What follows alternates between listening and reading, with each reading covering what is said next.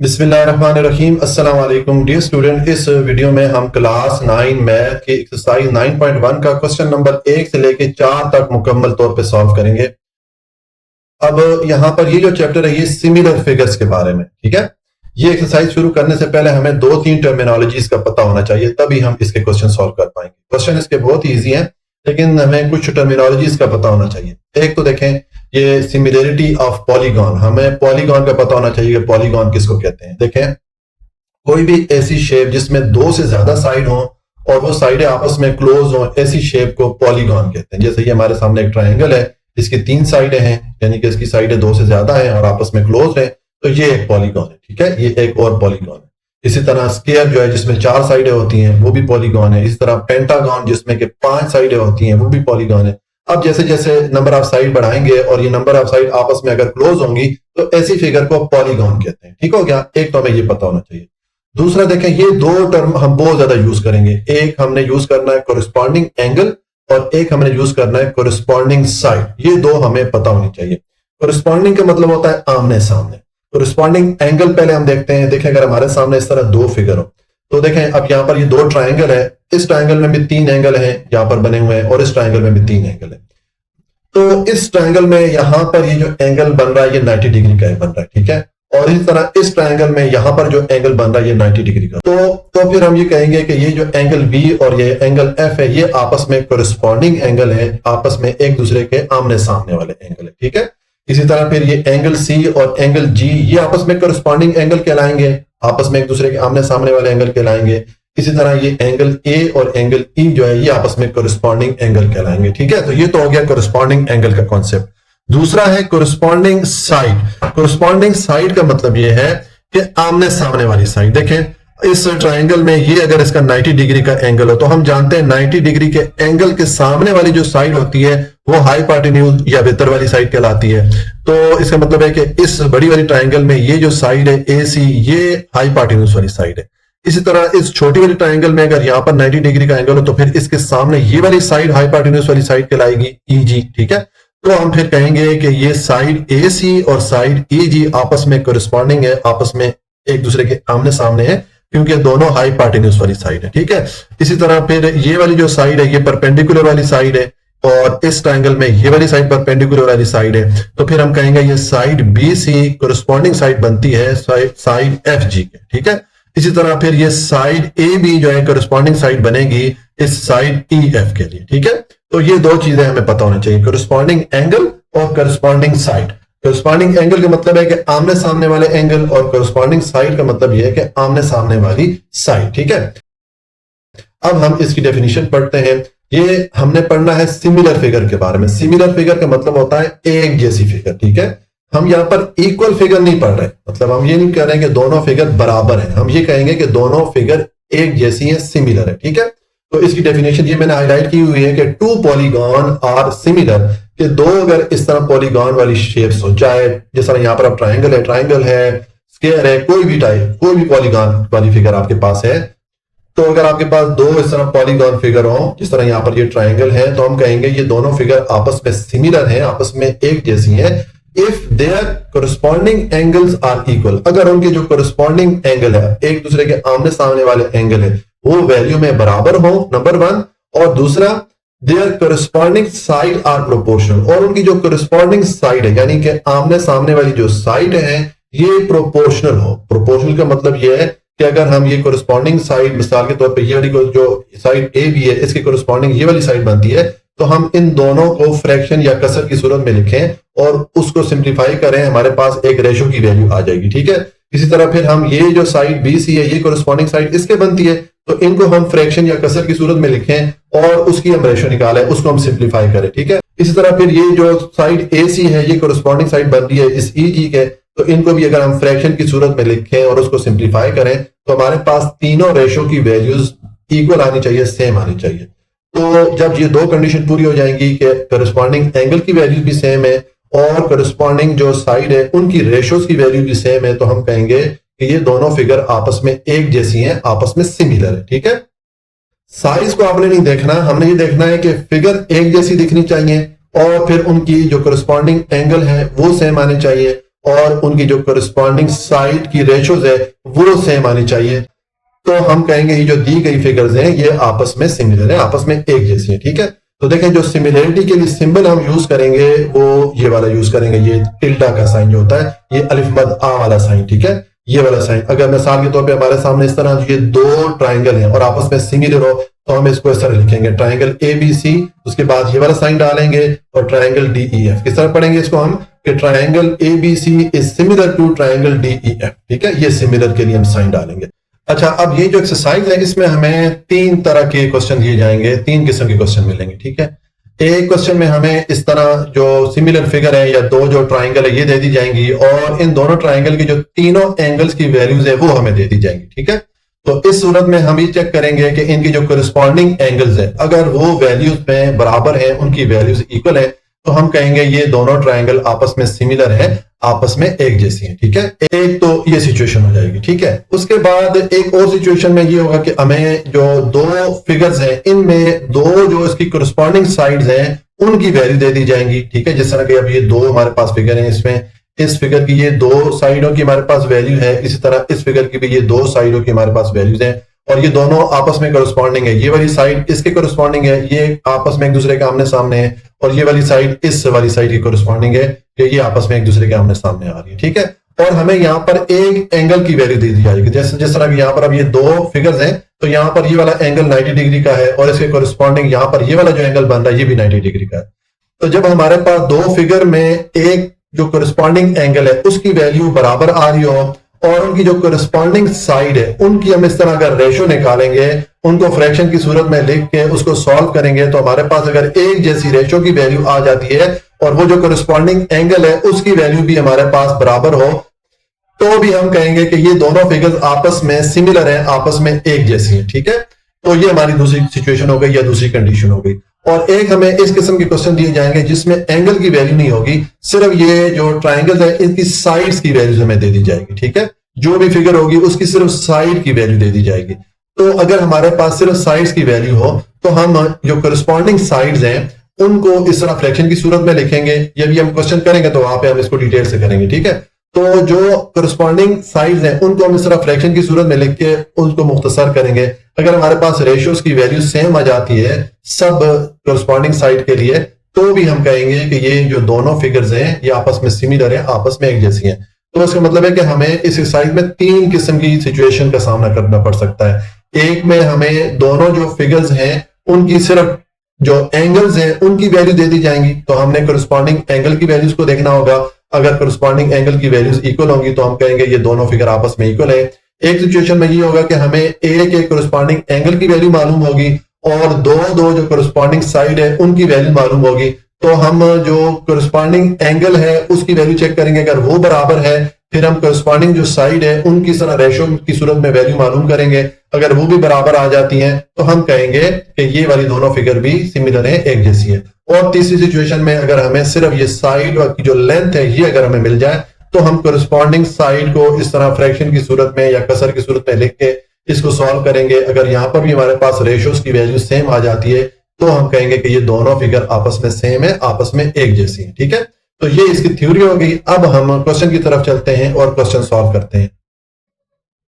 अच्छा जी, अब question number 1 है find whether the solid are similar. ये हमें यहाँ पर दो फिगर दी गई जो कि क्यूबाइड है। ठीक है, क्यूबाइड कौन सी फिगर होती है जिसकी 6 साइडें होती हैं और उसकी लंबाई, चौड़ाई और ऊंचाई, लेंथ, विड्थ और हाइट की वैल्यूज मुख्तलिफ होती हैं। ठीक है, तो ये हमारे पास दो क्यूबाइड की फिगर्स हैं, हमने देखना है कि ये आपस में सिमिलर है या नहीं है। All length are in centimetre, ये जो यहाँ पर ये लेंथ का हमें वैल्यू दी गई है सेंटीमीटर में दी गई है। ठीक है, हाइट है, विड्थ है और लेंथ है, ऊंचाई, चौड़ाई और लंबाई, ये इनकी वैल्यूज हम लिख लेते हैं। अब यहां पर देखें तो देखें अब यहां पर हमें एंगल की वैल्यू तो नहीं दी गई, यहां पर हमारे पास साइड्स की वैल्यूज हैं। तो हम क्या करेंगे, ये जो दोनों क्यूबाइड है इनकी जो कोरिस्पॉन्डिंग साइड बनेगी उनको हम फ्रैक्शन या कसर की सूरत में लिख के रेशोज मालूम करेंगे। अगर हमारे पास इसकी कोरिस्पॉन्डिंग साइड की रेशोज की वैल्यू सेम आ जाती है तो हम कहेंगे कि ये दोनों फिगर आपस में सिमिलर है, आपस में एक जैसी हैं। तो पहले ये जो छोटे वाला क्यूबाइड है इसकी साइड की वैल्यूज हम लिख लेते हैं। देखें ये इसकी हाइट है और 4 सेंटीमीटर और ये इसकी विड्थ है या चौड़ाई है 3 सेंटीमीटर और ये इसकी लेंथ या लंबाई है 5 सेंटीमीटर। तो मैंने ये लिख दिया small cuboid is equal to height into width into length, यानी कि ऊंचाई, चौड़ाई और लंबाई, ये मैंने इसकी लिख दी। ठीक है,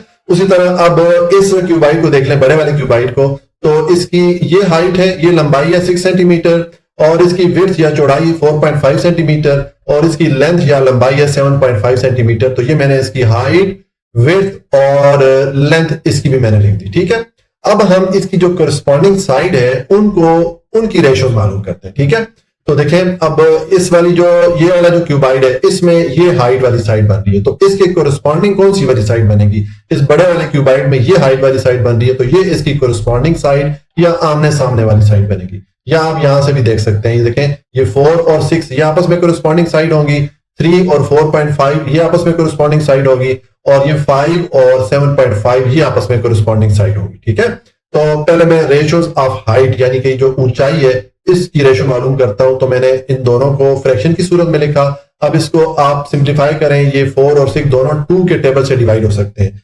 2 टू द 4 हो जाता है, 2 3 द 6 हो जाता है। ठीक है, तो ये हमारे पास जो हाइट वाली साइड थी, जो करस्पॉन्डिंग साइड आपस में आ रही थी, उनकी रेशो आ गई 2/3। अब रेशो ऑफ विड्थ यानी कि जो चौड़ाई है ये 3 और 4.5 ये दोनों साइड मैंने फ्रैक्शन की सूरत में लिखी। अब इसको आप सिंप्लीफाई करें तो देखें ये 4.5 में ये जो आशारिया या डेसिमल पॉइंट आ रहा है इसको खत्म करेंगे तो ऊपर 1 डालेंगे और आशारी के राइट साइड पे एक डिजिट आ रहा है तो 1 के साथ आप एक 0 ऐड कर लें। अब 3 और 10 को मल्टीप्लाई करें 30 हो जाएगा, डिवाइडेड बाय 45 हो जाएगा। अब ये दोनों वैल्यूज 15 के टेबल से डिवाइड हो सकती है। 15 2 द 30 हो जाता है और 15 3 द 45 हो जाता है। तो यहां पर भी हमारे पास जो रेशो की वैल्यू है वो 2/3 आ गई। हाइट के लिए भी हमारे पास 2/3 आई थी, विड्थ के लिए भी हमारे पास 2/3 आ गई। अब लेंथ चेक करते हैं तो लेंथ देखें यहाँ पर 5 है छोटे वाले क्यूबाइड में और बड़े वाले क्यूबाइड में 7.5 है। तो इनको मैंने इस तरह फ्रैक्शन या कसर की सूरत में लिखा। अब 7.5 का ये जो आशारिया या डेसिमल पॉइंट है इसको खत्म करें तो इसके लिए आप ऊपर 1 डालें और आशारिया या डेसिमल पॉइंट के राइट साइड पे एक डिजिट है तो 1 के साथ आप एक 0 ऐड कर लें। तो ये हमने नीचे से ये डेसिमल पॉइंट खत्म कर लिया। अब 5 को 10 से मल्टीप्लाई करें 50 हो जाएगा और ये 75 आ गया। ठीक है, तो दोनों जो वैल्यूज हैं ये 25 के टेबल से डिवाइड हो सकती हैं। 25 2 द 50 हो जाता है और 25 3 द 75 हो जाता है। ठीक है, आप इस तरह क्रॉस करके यहाँ पर लिख लीजिएगा, यहाँ ऊपर भी और यहाँ पर भी, ये सब जगह पे आपने इस तरह क्रॉस करके लिख लेना है ताकि ज्यादा बेहतर लगे। ठीक है, तो हमारे पास देखें अब जो तीनों कोरस्पॉन्डिंग साइड थी, तीनों आमने सामने वाली साइड थी, इनकी रेशियोज की वैल्यू सेम आ गई। 2/3 यहाँ पर भी आ गई, ये भी 2/3 है और ये भी 2/3 है। इसका मतलब यह है कि ये जो दो क्यूबाइड है इनकी जो करस्पॉन्डिंग साइड है उनकी रेशो हमारे पास सेम है, इक्वल है। तो हम कहेंगे ये दोनों जो फिगर्स हैं ये आपस में सिमिलर हैं, आपस में एक जैसी हैं। तो आप अपना आंसर लिख लीजिए as all 3 ratios are equal, के चूंकि जो तीनों रेशोज हैं करस्पॉन्डिंग साइड की वो हमारे पास इक्वल आ गई हैं, so both cuboid are similar. इसका मतलब है कि दोनों क्यूबाइड आपस में सिमिलर है, दोनों क्यूबाइड एक जैसे। ठीक हो गया, ये हमारा क्वेश्चन नंबर 1 कंप्लीट हो जाता है। अब क्वेश्चन नंबर 2 है, इसमें हमें 2 ट्राइंगल दी गई है। ठीक है, एक ये ट्राइंगल है ABC और एक ये ट्राइंगल इसने दी है DE और F, ये 2 ट्राइंगल है। ठीक है, और दोनों ट्राइंगल में इसने जो तीनों साइड की लेंथ है वो हमें बता दी है। ठीक है, तो हमने ये देखना है कि क्या ये दोनों ट्राइंगल आपस में सिमिलर है या नहीं है, ये हमने प्रूफ करना है। ठीक है, तो देखें यहां पर हमने जो थ्योरी में तीसरी कंडीशन पढ़ी थी कि अगर हमें 2 ट्राइंगल दी जाए और सिर्फ हमें साइड की लेंथ दे दी जाए, एंगल की वैल्यूज हमारे पास ना हो, तो फिर हम जो करस्पॉन्डिंग साइड है उनकी रेशियोज मालूम करेंगे। अगर हमारे पास रेशियोज की वैल्यू एक जैसे आ जाती है तो हम कहेंगे ये दोनों जो फिगर्स हैं ये आपस में सिमिलर है, आपस में एक जैसी है। ठीक है, तो अब देखें हमें करस्पॉन्डिंग साइड का यहाँ पे पता होना जरूरी है। तो उसके लिए देखें ये जो छोटी वाली ट्राइंगल है इसमें ये जो साइड AC है ये कोरिस्पॉन्डिंग साइड होगी इस बड़ी वाली ट्राइंगल में ये जो साइड FD है इसके। ठीक है, ये दोनों जो साइड है ये आपस में कोरिस्पॉन्डिंग साइड है। ठीक है, तो हम इनको फ्रैक्शन की सूरत में लिख के इसको सॉल्व करेंगे। तो मैंने लिख दिया ratio between measurement of side AC यानी कि ये वाली side and measurement of side FD यानी कि ये वाली साइड। ठीक है, दोनों को मैंने देखें फ्रैक्शन की सूरत में लिखा, दोनों को मैंने वैल्यूज पुट कर ली। AC की वैल्यू हमारे पास क्या है 12 सेंटीमीटर और FD की वैल्यू हमारे पास क्या है 21 सेंटीमीटर। ये मैंने यहां पर पुट करके आप कैलकुलेटर से इसको डिवाइड करेंगे तो आपको 0.571 ये वैल्यू मिलेगी। ये हमारे पास वैल्यू आ गई है ये वाली जो 2 करस्पॉन्डिंग साइड थी इनकी रेशो की। ठीक है, अब हम देखें ये जो साइड ए बी है ये कोरिस्पॉन्डिंग साइड बन रही है इस साइड ई डी के, ठीक है, या इसको डी ई भी आप पढ़ सकते हैं। तो हम इन दोनों साइड के लिए अब रेशो की वैल्यू मालूम करते हैं, ठीक है। तो मैंने देखे लिख दिया ratio between side A B and measurement of side E D. तो मैंने दोनों को पहले फ्रैक्शन की सूरत में या कसर की सूरत में लिखा। आप इनकी वैल्यूज पुट कर लें। ए बी की वैल्यू आपके पास है देखें 6 सेंटीमीटर और ई डी की वैल्यू आपके पास है देखें ये 10.5 सेंटीमीटर। तो ये मैंने यहां पर पुट कर दिया 6 डिवाइडेड बाय 10.5 कर दिया। अब आप कैलकुलेटर से इसको डिवाइड करें तो ये आपको 0.571 ये वाली वैल्यू मिलेगी जो कि ये ऊपर वाली वैल्यू के इक्वल आ गई है, ठीक है। अब हम ये जो तीसरी वाली साइड है ये साइड बी सी ये वाली, अब इसके कोरिस्पॉन्डिंग यहाँ पर कौन सी साइड होगी, ये वाली साइड होगी, ये जो एफ ई या ई एफ वाली साइड है, ठीक है। ये दोनों आपस में कोरिस्पॉन्डिंग है या आपस में एक दूसरे के आमने सामने है। तो इनको भी हम फ्रैक्शन की सूरत में लिख के इनकी वैल्यूज पुट कर लेंगे, ठीक है। तो देखिए मैंने लिख दिया ratio between measurement of side B C and measurement of side E F, ठीक है। दोनों को मैंने इस तरह फ्रैक्शन की सूरत में लिखा। अब बी सी और ई एफ की वैल्यू पुट कर लें। बी सी की वैल्यू आपके पास 9 सेंटीमीटर है और ई एफ की वैल्यू आपके पास 15.75 सेंटीमीटर है। तो ये मैंने दोनों की वैल्यूज पुट की और इसको कैलकुलेटर से जब आप डिवाइड करेंगे तो सेम आपको ये आंसर मिलेगा जो आपको ऊपर ये दोनों रेशोज की सूरत में मिला, ठीक है। इसका मतलब ये हो गया कि ये जो दोनों ट्राइंगल थी इसकी जब हमने कोरिस्पॉन्डिंग साइड की रेशोज की वैल्यू मालूम की तो हमारे पास सारी वैल्यू सेम आ गई, इक्वल आ गई।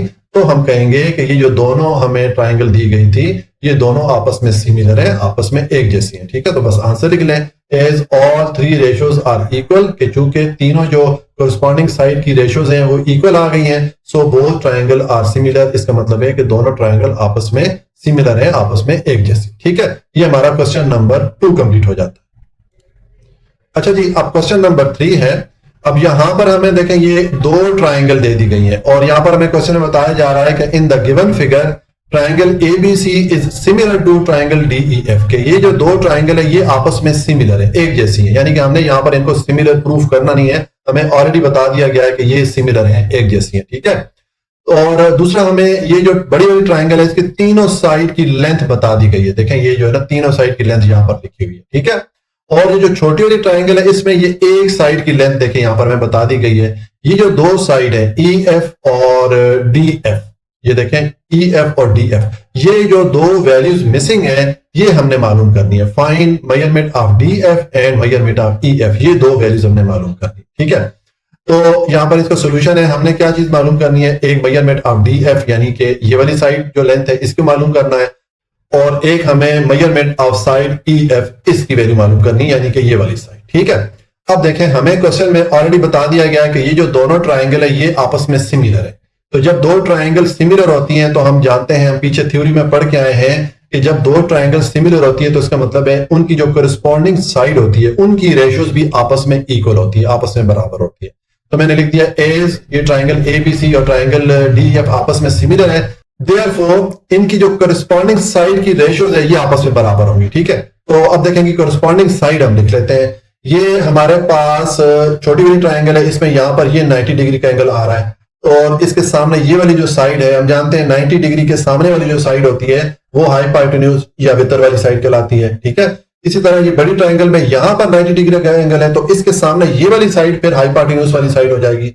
इसका मतलब है कि ये जो दोनों साइड है ये आपस में कोरिस्पॉन्डिंग साइड्स होंगी क्योंकि ये दोनों हाइपोटेन्यूज या वितर वाली साइड बनाती है, ठीक है। तो यहां पर मैंने देखें लिख दिया मेजरमेंट ऑफ डी एफ यानी कि ये वाली साइड और मेजरमेंट ऑफ ए सी यानी कि ये वाली साइड, दोनों जो कोरिस्पॉन्डिंग साइड थी इनको मैंने फ्रैक्शन की सूरत में लिख दिया, ठीक है। उसके बाद देखें ये वाली साइड जो साइड डी ई है ये कोरिस्पॉन्डिंग साइड बन रही है इस साइड ए बी के। तो इन दोनों कोरिस्पॉन्डिंग साइड या ये जो आमने सामने वाली साइड आ रही है इनको भी मैं इस तरह फ्रैक्शन की सूरत में मैंने लिख दिया। फिर पीछे हमारे पास ये वाली साइड रह गई ई एफ और बी सी, तो इनको भी देखे मैंने फ्रैक्शन की सूरत में लिख दिया क्योंकि ये दोनों भी आपस में कोरिस्पॉन्डिंग साइड बनती है। तो हमने दोनों ट्राइंगल्स के लिए जो करस्पॉन्डिंग साइड थी उनकी रेशियोज लिख ली यानी कि उनको हमने फ्रैक्शन की सूरत में लिख दिया।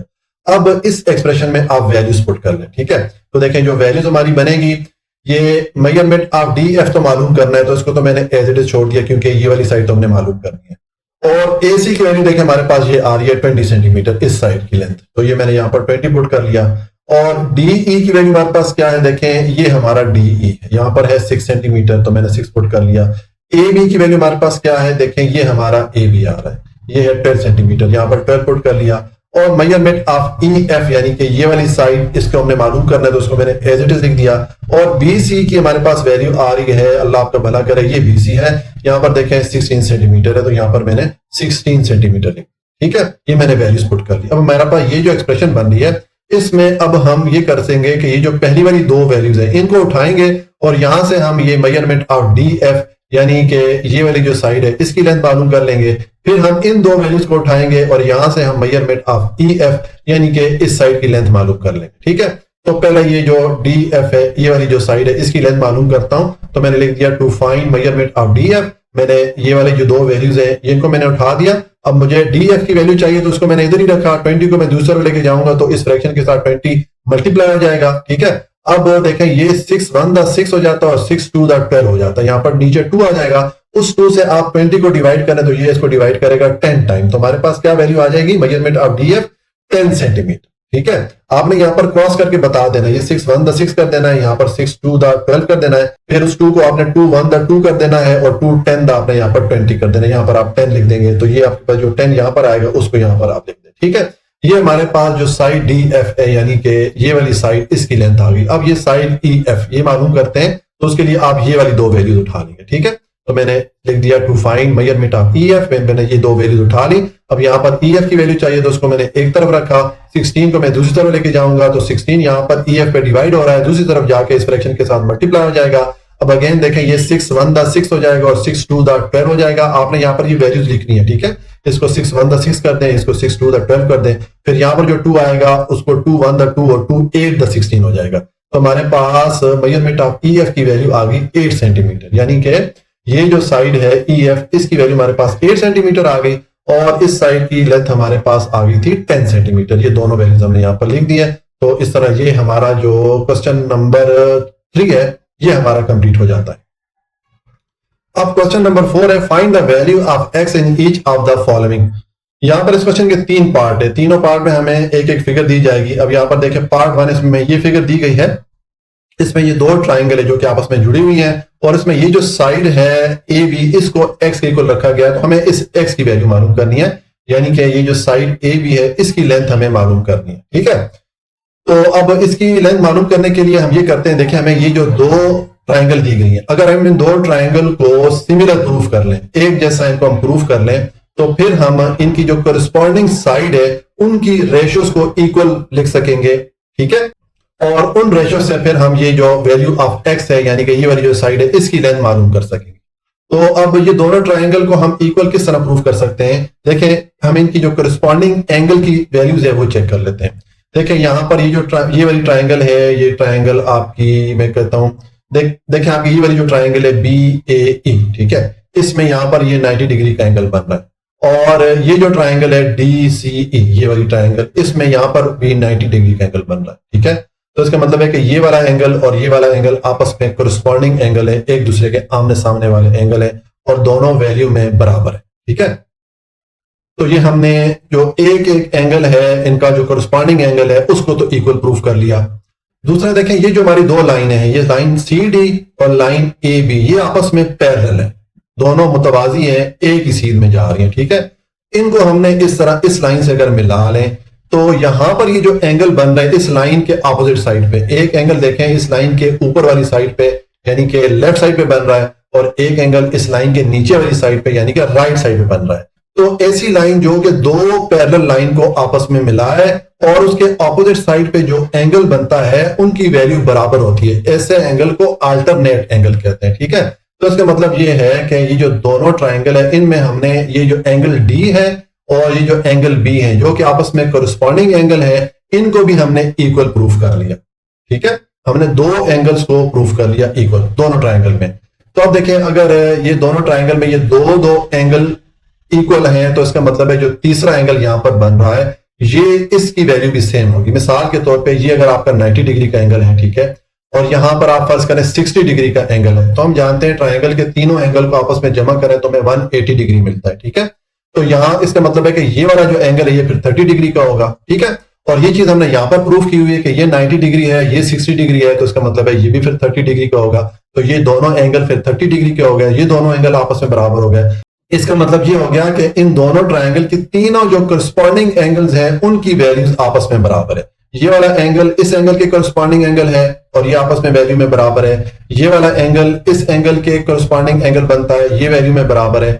और ये जो पॉइंट ई पे दोनों साइड पे एंगल बन रहा है, ये आपस में एक दूसरे के करस्पॉन्डिंग है और ये भी वैल्यू में बराबर है। तो यहां पर मैंने ये लिख दिया, A is measurement of angle A is equal to measurement of angle C. ये दो एंगल ये चूंकि बराबर है, फिर मेजरमेंट ऑफ एंगल बी और डी, यानी कि ये वाले दो एंगल क्योंकि अल्टरनेट एंगल है तो ये बराबर होंगे। और इसी तरह फिर ये जो तीसरा एंगल है ये भी इसका बराबर होगा। तो मैंने लिखा है and measurement of angle E is equal to measurement of angle E. ये भी चूंकि बराबर है तो हम कहेंगे कि ये जो दोनों ट्रायंगल है ये आपस में सिमिलर है। ठीक है, मैंने लिख दिया triangle B A E is similar to triangle D C E. अब हमने दोनों ट्रायंगल को सिमिलर प्रूफ कर लिया है, तो अब इनकी जो करस्पॉन्डिंग साइड की रेशोज हैं वो हम इस तरह इक्वल लिख सकते हैं। तो मैंने लिख दिया देयरफॉर। उसके बाद देखेंगे जो करस्पॉन्डिंग साइड है उनको रेशो की सूरत में लिखते हैं। तो देखिए मैंने लिखा है measurement of side A B divided by measurement of side C D. देखिए ए बी हमारे पास कौन सी वाली साइड बनती है, ये वाली साइड बनती है। ठीक है, ये करस्पॉन्डिंग किसके है, इस ट्रायंगल में ये वाली जो साइड है इसके करस्पॉन्डिंग आ रही है। ये दोनों आपस में एक दूसरे के आमने सामने आ रही है। ठीक है, क्योंकि ये दोनों 90 डिग्री के एंगल के साथ इस तरह ये आप समझे कि परपेंडिकुलर बना रही है। ये इस ट्रायंगल की परपेंडिकुलर वाली साइड है और ये इस ट्रायंगल की परपेंडिकुलर वाली साइड है। तो इनको मैंने फ्रैक्शन की सूरत में लिख दिया। फिर मैंने मेजरमेंट ऑफ ए ई, यानी कि ये वाली साइड पर ये करस्पॉन्डिंग होगी इस वाली साइड के, क्योंकि ये वाली साइड जो है बेस वाली साइड बना रही है इस ट्रायंगल में और ये वाली साइड बेस वाली साइड बन रही है इस छोटी वाली ट्रायंगल में। तो ये ए ई और सी ई जो है ये आपस में एक दूसरे के कोरिस्पॉन्डिंग होगी। तो इनको मैंने फ्रैक्शन की सूरत में या कसर की सूरत में लिख दिया। और उसके बाद देखें ये तीसरी वाली साइड हमारे पास रह जाती है, ये जो साइड बी ई है ये कोरिस्पॉन्डिंग होगी साइड ये डी ई के। लेकिन इनकी वैल्यूज हमें नहीं चाहिए, लेकिन इनकी हमें जरूरत नहीं है क्योंकि हमें जो वैल्यूज चाहिए वो यहां से मिल जाती है। अगर यहाँ पर इक्वल में डाल के अगर इन दोनों करस्पॉन्डिंग साइड को मैं इस तरह यहाँ पर फ्रैक्शन की सूरत में लिख लेता हूं तो कोई उससे मसला नहीं है, कोई फर्क नहीं पड़ेगा हमारे क्वेश्चन पे। लेकिन हमें सिर्फ ये दो रेशोज चाहिए थी तो मैंने बस यही लिख दी। ठीक है, कि तीसरी वाली साइड की रेशो मैंने यहाँ पर नहीं लिखी। अब यहाँ पर वैल्यूज पुट कर लें। ए बी हमारे पास किसके इक्वल है, इसको हमने एक्स इक्वल रखा है तो यहाँ पर एक्स आ गया। सी डी किसके इक्वल है, ये 1.2 सेंटीमीटर के इक्वल है, यहाँ पर मैंने 1.2 पुट कर लिया। ए ई किसके इक्वल है, ए ई आपका ये 7.5 सेंटीमीटर है और सी ई जो है ये आपका 3 सेंटीमीटर है। तो मैंने ये वैल्यूज पुट कर ली। अब हमें एक्स की वैल्यू चाहिए, एक्स को आप इधर रखें ए की तरफ रखें और ये 1.2 को दूसरी तरफ लेके जाएंगे तो इस फ्रैक्शन के साथ 1.2 मल्टीप्लाई हो जाएगा। अब आप कैलकुलेटर से मल्टीप्लाई करेंगे तो एक्स की वैल्यू आपके पास आ जाएगी 3 सेंटीमीटर। यानी कि ये वाली जो साइड है ए बी है जिसको हमने एक्स इक्वल रखा था इसकी हमारे पास लेंथ आ गई 3 सेंटीमीटर। तो ये हमारा पहला पार्ट कंप्लीट हो जाता है। उसके बाद आ जाएगी पार्ट 2। अब यहां पर हमें ये फिगर दी गई है, इसमें देखें हमारे पास दो ट्राइंगल है। एक ये बड़ी वाली ट्राइंगल है, ये जो है इस ट्राइंगल को आप कहते हैं सी बी डी, ये वाली ट्राइंगल बड़ी वाली ट्राइंगल। ठीक है, और एक इसके अंदर छोटी वाली ट्राइंगल है, इसको आप कहते हैं ई बी एफ। ठीक है, ये वाली ट्राइंगल, ये हमारे पास दो ट्राइंगल इस फिगर में बन रही है। ठीक है, और यहां पर हमें इस एक्स की वैल्यू चाहिए, यानी कि ये सी से ई तक ये जो लाइन सेगमेंट है इसकी वैल्यू चाहिए। ठीक है, तो अब यहां पर भी अगर ये दोनों जो ट्राइंगल है इनको अगर हम सिमिलर प्रूफ कर लें, हम ये देख लें कि ये इनके जो करस्पॉन्डिंग एंगल है उनकी वैल्यूज अगर सेम है तो इसका मतलब है कि ये दोनों ट्राइंगल जो है आपस में सिमिलर हैं। तो फिर हम इनकी जो करस्पॉन्डिंग साइड है उनकी रेशोज को आपस में इक्वल पुट कर सकते हैं। ठीक है, तो रेशोज को हम इक्वल पुट करके उनकी वैल्यूज पुट करके वहां से हम इस एक्स की वैल्यू मालूम कर पाएंगे। ठीक है, तो अब देखें यहां पर ये जो दो लाइन है, ये लाइन ई एफ और ये लाइन सी डी, ये आपस में पैरेलल है, मुतवाजी है, एक ही सिमत में जा रही। ठीक है, तो जब दो लाइन इस तरह पैरेलल हो और उनके साथ इस तरह लाइन लगाई जाए तो ये जो दो एंगल बने हैं, ये एंगल एक पॉइंट सी पे जो बना है और एक पॉइंट ई पे बना है, ये आपस में वैल्यू में बराबर होते हैं, दोनों आपस में इक्वल होते हैं क्योंकि ये दोनों लाइनें मुतवाजी हैं, दोनों पैरेलल हैं। तो यहां पर ये एंगल जो है बराबर बनेंगे। ठीक है, इसका मतलब है कि ये जो एंगल एफ और डी है ये भी आपस में बराबर है या आपस में इक्वल। तो इसका मतलब ये हो गया कि ये जो दो ट्राइंगल है इनमें जो करस्पॉन्डिंग एंगल है, एक देखें अब ये जो सी है, ये जो बड़ी वाली ट्राइंगल है इस वाली ट्राइंगल में, इसके करस्पॉन्डिंग एंगल ये छोटी वाली ट्राइंगल में ये एंगल ई बनता है, तो ये आपस में बराबर होगी। ठीक है, इसी तरह ये बड़ी वाली ट्राइंगल में ये जो एंगल डी है, ये इक्वल होगा इसके कोरिस्पॉन्डिंग एंगल ये जो एफ यहां पर बन रहा है इसके। तो ये दोनों एंगल आपस में बराबर हो गए जो कि आपस में कोरिस्पॉन्डिंग एंगल बनते हैं, और ये दोनों एंगल आपस में बराबर हो गए जो कि आपस में कोरिस्पॉन्डिंग एंगल बनते हैं। और ये जो एंगल बी है ये दोनों में मुश्तरका है, तो इसका मतलब है कि इसकी वैल्यू दोनों के लिए सेम है, तो ये भी हम कह सकते हैं कि दोनों के लिए बराबर है। ठीक है, तो इसका मतलब ये हो गया कि छोटी वाली ट्राइंगल के तीनों एंगल इक्वल हैं बड़ी वाली ट्राइंगल के तीनों एंगल के, यानी कि इनके कोरिस्पॉन्डिंग एंगल आपस में वैल्यू में इक्वल है, तो हम कहेंगे कि ये दोनों जो ट्राइंगल है ये आपस में सिमिलर है, आपस में एक जैसी है। तो यहां पर ये मैंने एक चीज लिखी है, देखें एज मैंने लिखा है लाइन सी डी और लाइन ई एफ, चूंकि ये दोनों लाइन सी डी ये वाली लाइन और ये लाइन आपस में पैरेलल है, और हम जब ये लाइन इस तरह लगाएंगे तो फिर ये सी और ई और ये डी और एफ ये आपस में एक दूसरे के इक्वल होंगे ये वाला एंगल, तो यही मैंने लिखा है। So measurement of angle C equal है मेजरमेंट ऑफ एंगल ई के, यानी कि ये वाले दोनों कोरिस्पॉन्डिंग एंगल आपस में इक्वल है, और मेजरमेंट ऑफ डी इक्वल है मेजरमेंट ऑफ एंगल एफ के, और ये जो दो एंगल कोरिस्पॉन्डिंग है ये आपस में इक्वल है, और ये जो तीसरे वाला एंगल है ये तो है ही दोनों में common, and B is common, तो इसका मतलब है कि ये भी दोनों के लिए सेम है, दोनों में बराबर है, तो इसका मतलब है कि ये दोनों ट्राइंगल के तीनों एंगल सेम है, तो मैं लिखूंगा so triangle C B D is similar to triangle E B F, दोनों ट्राइंगल आपस में सिमिलर है। देयरफॉर अब हम इनकी कोरिस्पॉन्डिंग जो साइड है उनकी रेशियोज को आपस में इक्वल पुट कर सकते हैं, क्योंकि हमने दोनों ट्राइंगल को सिमिलर प्रूफ कर लिया। ठीक है, तो अब देखें यहां पर मैंने लिखा है measurement of B C divided by measurement of B E. अब ये बी सी और बी ई आपस में कोरिस्पॉन्डिंग जो साइड है वो बन रही है, किस तरह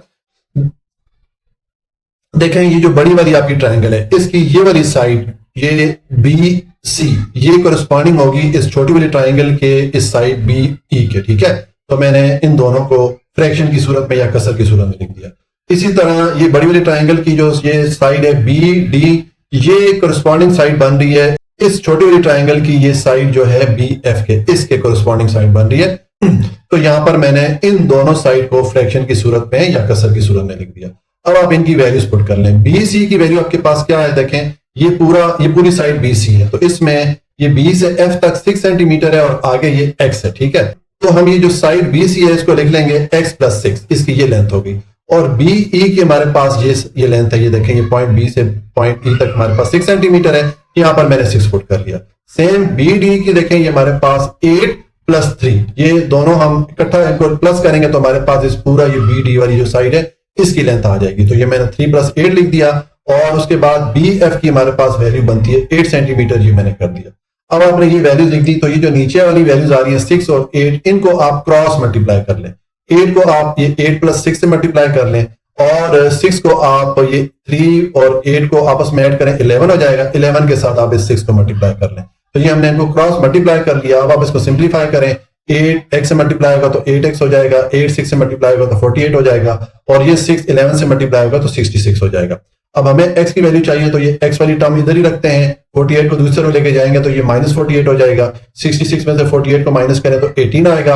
अब आप x को इधर ही रखें, 8 को दूसरी तरफ लेके जाएं तो ये 18 पे डिवाइड हो जाएगा, इसको कैलकुलेटर से डिवाइड करें तो आपके पास x की वैल्यू आ जाएगी 2.25 सेंटीमीटर, यानी कि ये जो पोर्शन है CE इसकी लेंथ हमें मिल गई है 2.25 सेंटीमीटर। तो ये हमारा पार्ट 2 कंप्लीट हो जाता है। ठीक है, अब उसके बाद थर्ड पार्ट है इस क्वेश्चन का, यहां पर हमें देखें ये दो जो है ट्राइंगल दे दी गई है। ठीक है, और कुछ इंफॉर्मेशन हमें ऑलरेडी दे दी गई है। इस ट्राइंगल में देखें ये जो एंगल F और C है यहां पर ये डबल लाइन लगाई गई है, इसका मतलब है कि ये एंगल C और F आपस में कोरिस्पॉन्डिंग है और इनकी वैल्यू जो है आपस में इक्वल है। इसी तरह यहां पर ये जो पॉइंट E पे एंगल बन रहा है यहां पर सिंगल लाइन दोनों तरफ लगा ली गई है, तो ये चूंकि वर्टिकल एंगल है तो वर्टिकल एंगल भी आपस में वैल्यू में बराबर होते हैं, तो इसका मतलब जो पॉइंट E पे दोनों तरफ एंगल बन रहा है ये भी आपस में बराबर है, ये भी आपस में इक्वल है। ठीक है, तो देखें ये जो ट्राइंगल्स हैं इनकी दो जो कोरिस्पॉन्डिंग एंगल है इनकी वैल्यू हमारे पास इक्वल आ रही है, तो इसका मतलब है ये जो तीसरा एंगल इनका रह जाता है ये भी वैल्यू में सेम होगा, क्योंकि देखें हम जानते हैं कि किसी भी ट्राइंगल की तीनों एंगल को आपस में जमा करें तो हमें 180 डिग्री मिलता है। मिसाल के तौर पर ये अगर 90 डिग्री है और यहां पर आप कर लें 60 डिग्री, ठीक है, तो ये फिर कितने का होगा, 30 डिग्री का होगा। और चूंकि ये दोनों एंगल इन दोनों एंगल के बराबर है तो ये इनमें से एक इसको 90 ले लें, इसको आप 60 ले लें, तो ये 90 और 60, तो इसका मतलब है कि यहां पर फिर 30 डिग्री का एंगल होगा, क्योंकि तीनों एंगल को आप जमा करें तो 180 डिग्री मिलेगा आपको। ठीक है, तो इसका मतलब है कि फिर ये जो पीछे दो एंगल रह जाते हैं, एंगल डी और एंगल जी, जो कि आपस में एक दूसरे के कोरिस्पॉन्डिंग एंगल बन रहे हैं, ये भी आपस में इक्वल होंगे, ये भी आपस में बराबर होंगे। तो मैंने यहां पर लिख दिया as the corresponding angles are equal, के चूंकि इन दोनों ट्राइंगल में जो कोरिस्पॉन्डिंग एंगल्स हैं वो आपस में वैल्यू में इक्वल है, तो हम कह सकते हैं बोथ ट्राइंगल आर सिमिलर, के दोनों जो ट्राइंगल है ये आपस में सिमिलर हैं। हेंस इसका मतलब है हम ये इनकी जो कोरिस्पॉन्डिंग साइड की रेशियोज है इनको हम इस तरह इक्वल पुट कर सकते हैं। तो मैंने लिख दिया measurement of ED divided by measurement of easy. अब ईडी जो साइड है वो कौन सी बनती है, देखें ये हमारी मेजरमेंट ऑफ ईडी ये वाली साइड बनती है, और इसके जो कोरिस्पॉन्डिंग साइड कौन सी बनती है, इसकी कोरिस्पॉन्डिंग साइड इस दूसरे वाला जो ट्राइंगल है इसमें ये ईजी ये वाली साइड बनती है, ठीक है। क्योंकि देखें ये जो आपका ये वाला एंगल बन रहा है इसके एडजेसेंट ये वाली साइड बन रही है, और इस ट्राइंगल में इस एंगल के एडजेसेंट ये वाली साइड बन रही है, तो ये दोनों आपस में कोरिस्पॉन्डिंग साइड है। इनको मैंने देखे फ्रैक्शन की सूरत में लिख दिया। उसके बाद मैंने मेजरमेंट ऑफ सी डी और मेजरमेंट ऑफ एफ जी, ठीक है। मेजरमेंट ऑफ सी डी यानी कि ये वाली साइड ये कोरिस्पॉन्डिंग साइड बन रही है इस साइड के, ठीक है। तो इन दोनों को मैंने देखे फ्रैक्शन की सूरत में लिख दिया। उसके बाद ये वाली जो साइड है ना मेजरमेंट ऑफ सी ई और ये ई एफ, ये भी हम यहाँ पर अगर इक्वल का साइन लिख के इनको भी फ्रैक्शन की सूरत में लिखे तो लिख सकते हैं, लेकिन हमें यहाँ पर सारी वैल्यूज मिल जाएंगी, इसलिए मैंने ये वाली साइड को इस तरह रेशो की सूरत में नहीं लिखा, ठीक है। अब यहाँ पर आप वैल्यूज पुट कर लें। ईडी की वैल्यू आपके पास क्या है, ईडी देखें ये है, ये 2.5 है, तो यहाँ पर मैंने 2.5 पुट कर लिया। ईजी की वैल्यू आपके पास क्या है, 2.4 है, तो यहाँ पर मैंने 2.4 पुट कर लिया। और सी डी जो है ये हमने मालूम करना है, सी डी आपका कौन सा है, ये वाला, ठीक है। और ये एक्स के इक्वल है, तो यहाँ पर मैंने एक्स पुट कर लिया। और एफ जी जो है आपकी ये वाली साइड है, ये 2.1 के इक्वल है, तो यहाँ पर मैंने 2.1 पुट कर लिया। अब आप x को इधर ही रखें क्योंकि इसकी वैल्यू हमने मालूम करनी है। 2.1 को दूसरे में लेके जाएंगे तो इस फ्रैक्शन के साथ 2.1 मल्टीप्लाई हो जाएगा। अब आप कैलकुलेटर से इसको मल्टीप्लाई करें तो आपको ये वैल्यू मिल जाती है, तो ये आपके पास आंसर आ गया। अगर इसको आप 2 डिजिट तक राउंड ऑफ करना चाहते हैं तो फिर आप ये 8 के बाद अगले 2 डिजिट राउंड ऑफ करेंगे। तो देखें जब जो डिजिट हमने राउंड ऑफ करना होता है अगर उसकी वैल्यू 5 या 5 से बड़ी हो तो पिछले वाले डिजिट में हम 1 ऐड कर लेते हैं। तो यहाँ पर 7 है, 5 से बड़ा है, तो हम पिछले वाला जो डिजिट 8 है इसमें 1 ऐड कर लेंगे और इसको हम राउंड ऑफ कर लेंगे। तो आप ये वाला आंसर लिखें या राउंड ऑफ करके इस तरह लिखें, एक ही बात है, ठीक है। तो ये हमारा जो पार्ट 3 ये कंप्लीट हो गया और इसके साथ क्वेश्चन नंबर 4 भी हमारा कंप्लीट हो गया। अगर आपको कोई भी पॉइंट समझ में नहीं आया तो आप कमेंट में पूछ लीजिएगा। वीडियो को लाइक सब्सक्राइब और शेयर जरूर कर लीजिएगा। अपना बहुत ख्याल रखिएगा। अल्लाह हाफिज।